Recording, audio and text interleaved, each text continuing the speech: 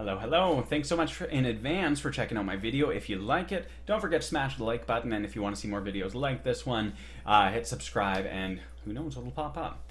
Anywho, I want to talk to you guys a little bit about the E minor pentatonic scale today. So it's a really crucial scale. I think a lot of people like to play in the key of E or E minor just because on a standard 6-string guitar, if we're in just standard tuning, the lowest note is an E. And I don't know about you guys, but I really like to hear those low notes. As a bass player, we need to have those low notes. I like them. And another thing that I understand as a bass player is having the bass note in any chord that we're playing. So if we're playing an E chord, we're going to have some notes stacked on there, but we have to have that E.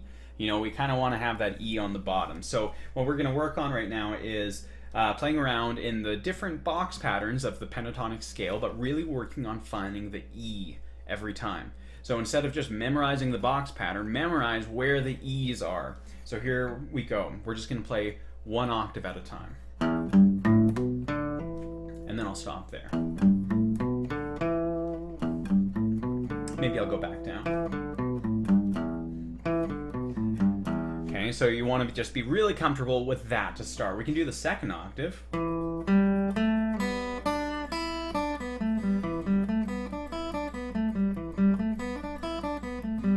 Until you're feeling really comfortable with that. What we want to start doing after we're really comfortable with each of the box patterns is connecting them. So we don't just get stuck playing in one box. So what I'm going to do is start off here, and I'm going to end with my pointer on the E there. Now I'm going to transition into the second position. Okay, so now I'm just going to go like this to find my next root note.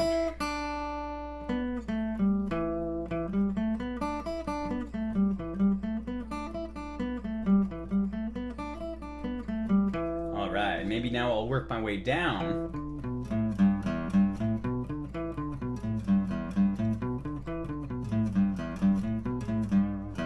Alright, cool, I like this. So, after I get comfortable doing this one, I might want to find a way to get my pointer kind of ending up there so that I can naturally move into the third box pattern. So if I go like this,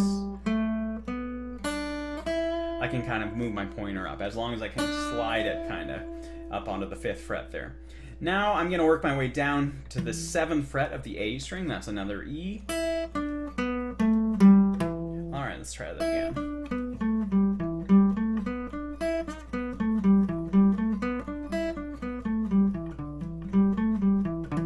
Alright, now I could kind of work my way down.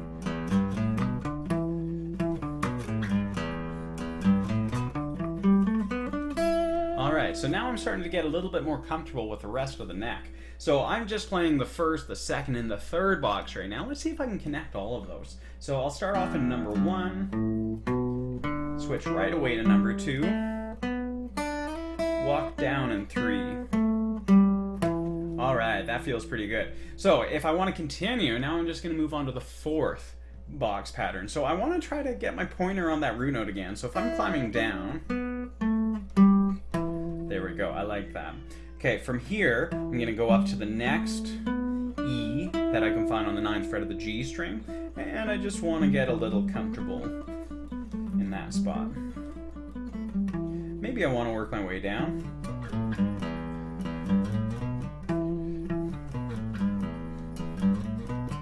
Alright, cool stuff. Alright, I like it. So, now I'm in the 4th position up here. After that, there's kind of 2 places I can go. I can either go up and end on the 12th fret of the high E string, or I can work my way down and end on the 12th fret of the low E string. It's up to you. You can totally have some fun with this. So I'm going to go back down here into my 4th position, get my pointer there, and finish it there. I'll try that same thing, but this time I'll work my way down when I'm in position 5. Alright, that's kind of cool. I could probably do some other stuff. Alright, mess that up a bit. I want to do it again.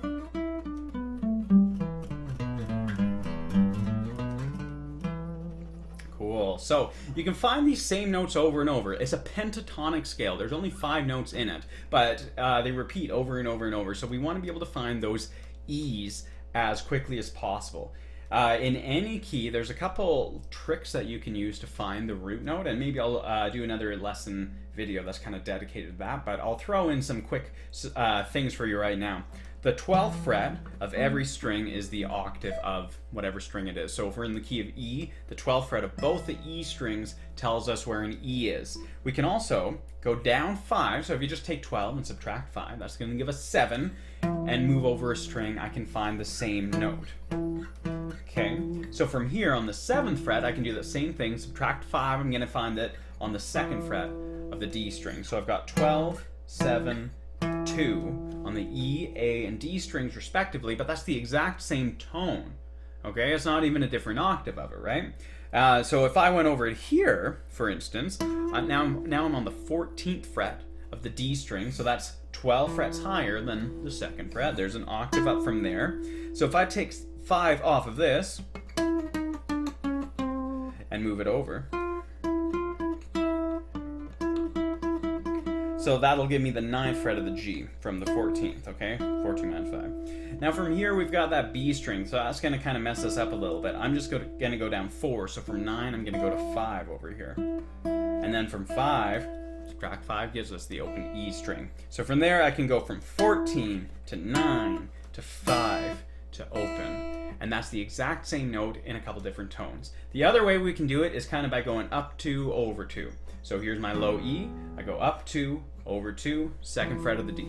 If I went on here, 7th fret of the A string, I go up 2, over 2, 9th fret of the G. If I was here on the 12th fret, I go up 2, over 2, I'm on the 14th fret of the D. So those are a couple different things you can try out to find those root notes a little bit quicker. So play around with a couple jam tracks. You know, if you want to just set a loop, it's kind of nice to just play in E minor and just keep finding those root notes as best as you can. So whenever you're playing, just keep this in mind, that you're improvising, you're always going somewhere. Don't just be hitting random notes. You know, are you building to something? Are you building to like a quiet part? I don't know.